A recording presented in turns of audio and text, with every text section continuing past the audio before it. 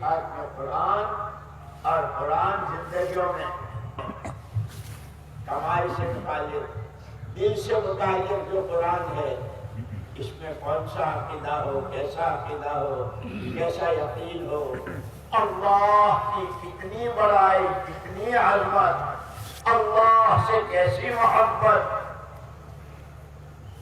تو پورا قرآن دے کے جائے. لیکن کوئی چیز بغیر محنت کے ہاتھ نہیں آتی. پھر محنت بھی خالی محنت نہیں، محنت ہو، صحیح ہو، پوری ہو اور وقت پر ہو، تو پھر وہ محنت اپنا نتیجہ دکھاتی ہے. محنت تو ہے لیکن صحیح نہیں ہے. کھیت میں بیج تو ڈالتا ہے لیکن جب بیج ڈالنے کا زمانہ ہوتا اس وقت نہیں ڈالتا. کھیت جوتتا نہیں، بیج بھی ڈال دیا، پانی نہیں دیا، پانی دیا، کھاد نہیں دی، سب کچھ ہو گیا، رکھے والی نہیں کی، تو سارا کیا کرا سکتے. لیکن بیج بھی ہو، صحیح بھی ہو، وقت پر ہو، اور جتنا پانی چاہیے اتنا ہو، جیسے کھاد چاہیے ویسی ہو، پھر اللہ زمین کا جگر پھاڑ کر پوپر نکالتے، پھر سے پودا بناتے ہیں، درخت بناتے ہیں، گھروں میں غلہ آتا ہے، کھاتے پیتے. تو حضور پاک صلی اللہ علیہ وسلم یہ دو چیزیں دی گئی. اسی لیے علماء نے لکھا ہے اول سنت سنها رسول اللہ صلی اللہ علیہ وسلم ہی الدعوت الی اللہ. سب سے پہلی سنت پیغمبری کا تاج جب آپ کے سر مبارک پر رکھا گیا اور آپ کو ذمہ داری دی، یا ایھا النبی انا ارسلناک شاہدا ومبشرا ونذیرا وداعیا الی اللہ باذنہ وسراجا منیرا. پیارے نبی صلی اللہ علیہ وسلم، ہم نے آپ کو گواہ بنا کر، بشیر و نذیر بنا کر بھیجا، اور ہر بندے کو اللہ سے وابستہ کرنے کی آواز لگانا، دعوت دینا، اس کی ذمہ داری دے کر بھیجا. اور ایسی دعوت دینے والے قیامت تک ان کا سلسلہ دائی بنتے رہے، وہ ذمہ داری ہم نے آپ کو دی. سراج منیرا. اس لیے قرآن جو نازل ہوا تو شروع میں فضائل کی آیتیں نازل ہوئی. احکامات تو بہت بعد میں آئے مدینے کی زندگی میں. نماز بھی ہجرت سے سال ڈیڑھ سال پہلے فرض ہوئی تھی اور اس کے مسائل بعد میں آتے رہے. لیکن فضائل کی آیتیں اتنا کرو گے کہ یہاں ہماری اس محنت میں دعوت اور تعلیم، فضائل اعمال، فضائل صدقات، اور وہ خالی سن لینے کے لیے، یاد کر لینے کے لیے نہیں، اس عمل کی جو اندر میں یہ عمل ہے. ایک قرآن، اور قرآن زندہ ہو قیامت تک کے لیے قرآن ہے. ہدی للناس، کیا کہا؟ وہ ساری مخلوق کے وہ اللہ، ان کا کلام کہ وہ بھی ہدی للناس. جو بندہ، جو بندی جہاں جس وقت جس حال میں ہو، بیمار ہے، تندرست ہے، مالدار ہے، غریب ہے، سفر میں ہے، حضر میں ہے، اندھیرے میں ہے، اجالے میں ہے، دکھی ہے، سکھی ہے، جس حال میں جو جہاں ہو، اس کے لیے پوری رہبری قرآن میں موجود ہے. لیکن وہی بات ہے، مولانا یوسف صاحب رحمۃ اللہ علیہ فرمایا کرتے تھے کہ آدمی جدھر کا رخ کر کے کھڑا ہوتا ہے ادھر کی تو سوئی بھی نظر آ جاتی، اور پیچھ کے پیچھے پہاڑ ہو تو وہ بھی نظر نہیں آتی. حضور پاک صلی اللہ علیہ وسلم کے زمانے میں خلفائے راشدین ابو بکر عمر عثمان علی رضی اللہ تعالی عنہ اجمعین اور عام صحابہ کے زمانے جیسے یہاں تاجر بھی ہیں، کھیتی والے بھی ہیں، دکاندار بھی ہیں، آفیسر بھی ہیں، ہر طرح کے لوگ اس وقت میں بھی یہ سارے تھے، لیکن فرماتے تھے کہ اس وقت میں ہر ایک کے دل کا رخ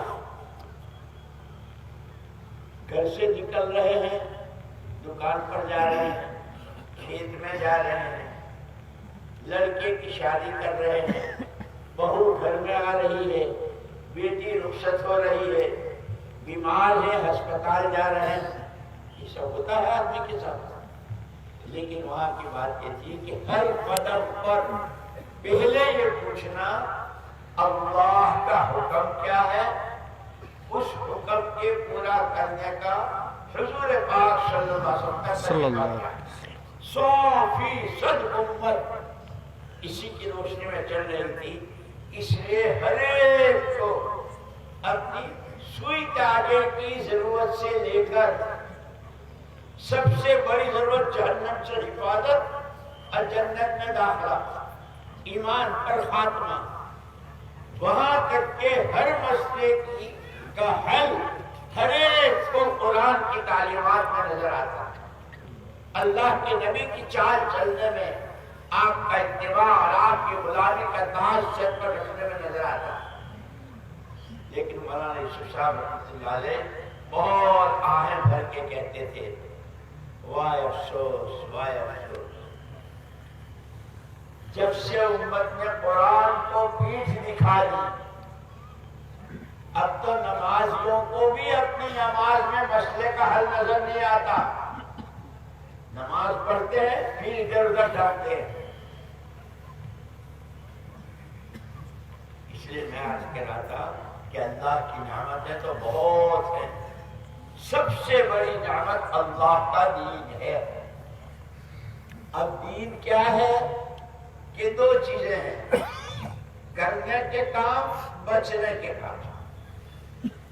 ایک صحابی نے حضور اکرم صلی اللہ علیہ وسلم پوچھا، اللہ کے رسول مجھے کوئی ایسا وظیفہ بتا دیجئے کہ میں لوگوں میں سب سے بڑا عابد ہو جاؤں، عبادت گزار۔ آپ نے ایک ہی جملے میں جواب دیا، اتق المحارم تکن اعبد الناس، او کما قال علیہ السلام۔ اللہ نے جتنی چیزوں کو حرام کہا ہے اس کو چھوڑ دیا، اس سے بچ لے، تو سب سے بڑا بزرگ ہے، تو سب سے بڑا عابد۔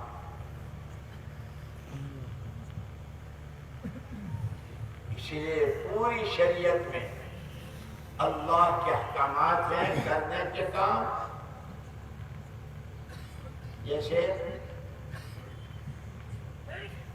نماز، روزہ، زکوٰۃ، حج، اور سب میں پہلے ایمان، ایمان کے بغیر کی نماز نہیں، ایمان کے بغیر کا روزہ نہیں، ایمان کے بغیر کی کوئی نیکی نہیں۔ اس لیے سب سے پہلا حق وہ اللہ کا، کہ اللہ کا حق کیا ہے؟ اللہ کا حق اللہ کو ایسا مانو جیسا وہ ہے اپنے ذات و صفات میں، وہی سب کچھ، اسی سے سب کچھ، کوئی کچھ نہیں اور کسی سے کچھ نہیں۔ ایک مرتبہ مولانا محمد الیاس صاحب رحمۃ اللہ علیہ سفر میں تھے، لکھنؤ، کانپور وغیرہ کی طرف۔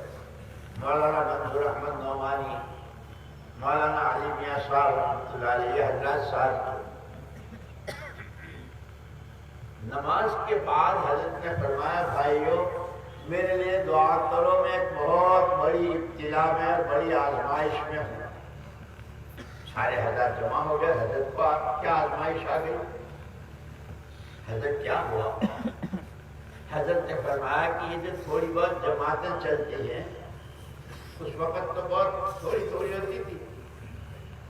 یہ جماعتوں کو میری طرف مولانا الیاس کی جماعت، بھائی میں کچھ نہیں، مجھ سے کچھ نہیں، اللہ سب کچھ، اسی سے سب کچھ. اور یہ تو میاں جی محراب نے سنایا مجھے خود. میاں جی محراب کو مولانا الیاس صاحب رحمۃ اللہ علیہ نے دلی بھیجا. اس وقت دلی والے متوجہ نہیں ہو رہے تھے. صبح سے شام تک، شام کو واپس آئے. بڑے حضرت نے پوچھا کیا ہوا؟ اجی کوشش تو بہت کی، محنت تو بہت کی، پر کوئی تیار نہ ہوا.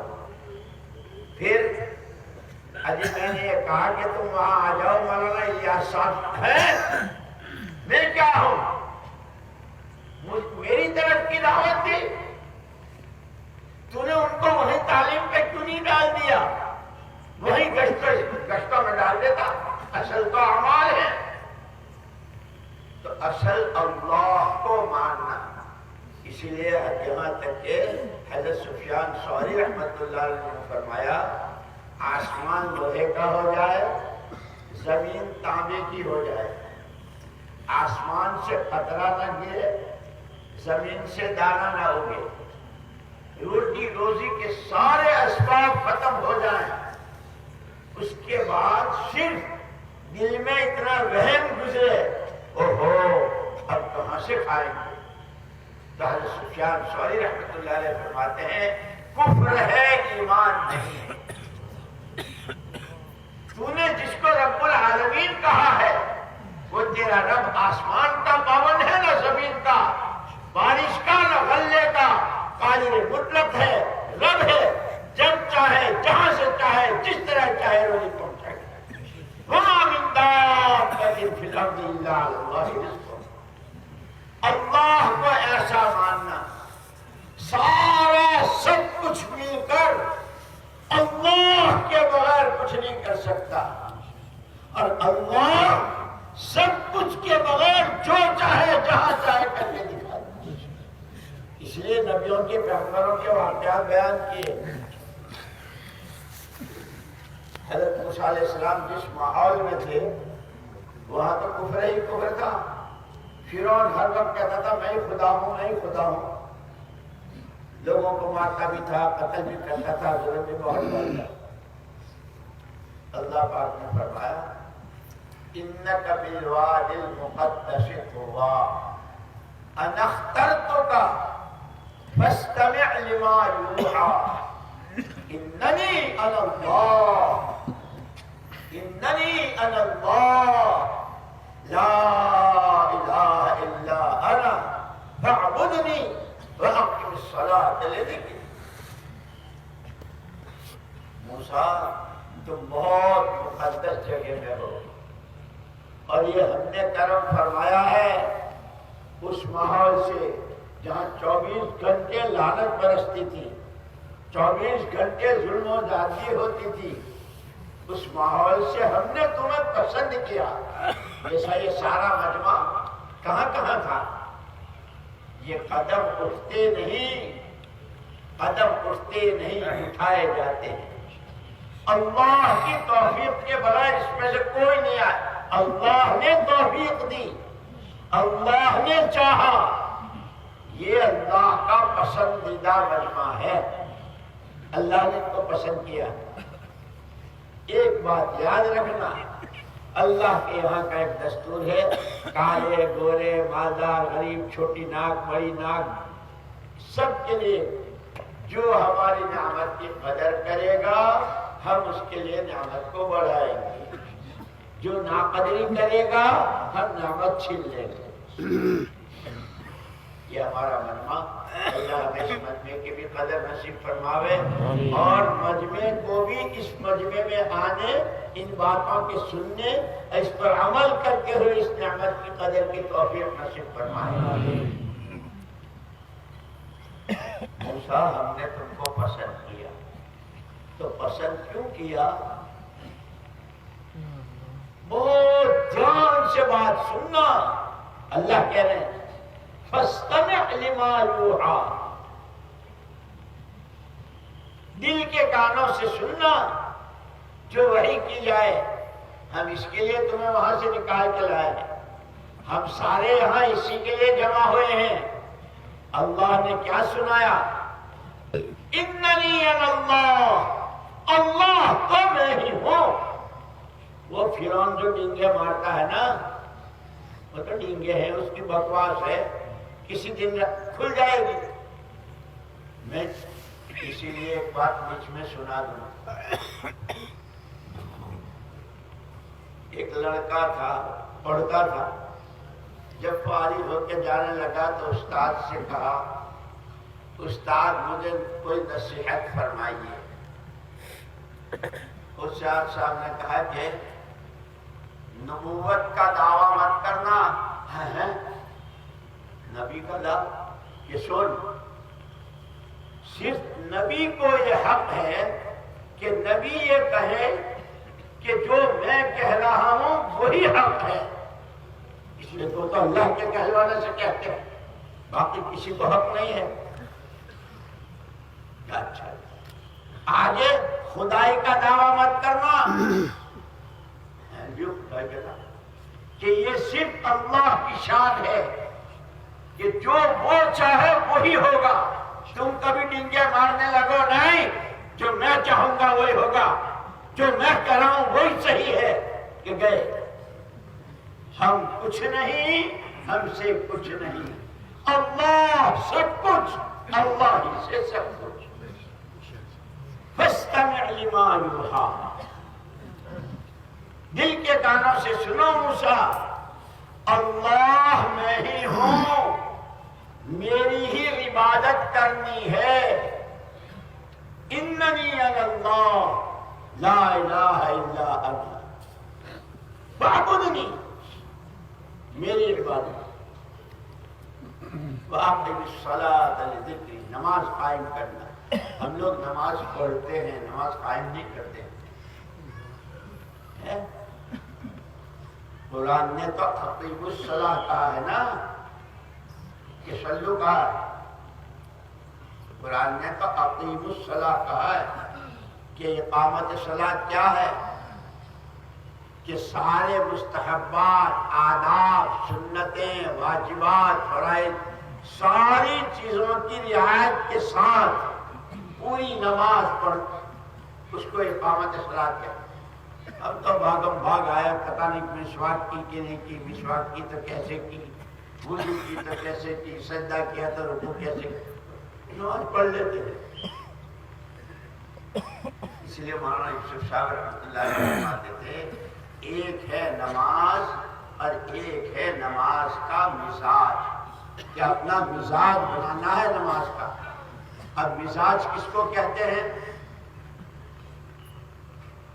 اس کو سمجھنے کے لیے یوں سمجھو، ایک آدمی ہے، بچپن سے اس کو کھٹی چیز نہیں چلتی، لیمو کی ہو، دہی کی ہو، املی کی ہو، اور کسی چیز کی کھٹائی کہ وہ اس کو نہیں چلتی، کھٹی چیز کھاتے گلے میں خراش، چھینکے، نزلہ ہو جاتا ہے، یہ اس کا مزاج ہے بچپن سے، اس کو کہتے ہیں مزاج۔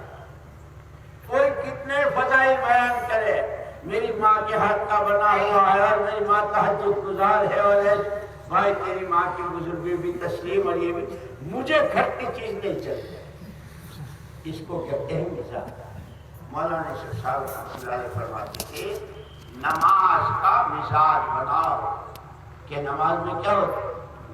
ہاتھ اٹھانے سے لے کر سلام پھیرنے تک، قیام میں کہاں دیکھو، رکوع میں کہاں دیکھو، سجدے میں کہاں دیکھو، قیام میں کیا پڑھو، سجدے میں کیا، رکوع میں کیا، سلام کس طرح پھیرو، کیا جس طرح نماز میں شروع سے آخر تک پابند ہو۔ اب دکان پر ہو تو، کھیت میں ہو تو، سڑک پہ چل رہے ہو تو، کہیں اندھیرے میں ہو تو، اجالے میں ہو تو، خبردار میری آنکھیں پابند ہیں، میرے کان پابند ہیں، میرے ہاتھ پیر پابند ہیں۔ اس کا نام، اسی لیے کہا دین جو ہے وہ سراسر پابندی کا نام ہے۔ حضور پاک صلی اللہ علیہ وسلم سے ہمیں کامل مکمل دین دیا گیا ہے۔ اسی لیے علماء نے کہا کہ ہمارا دین کیسا کامل ہے؟ بچہ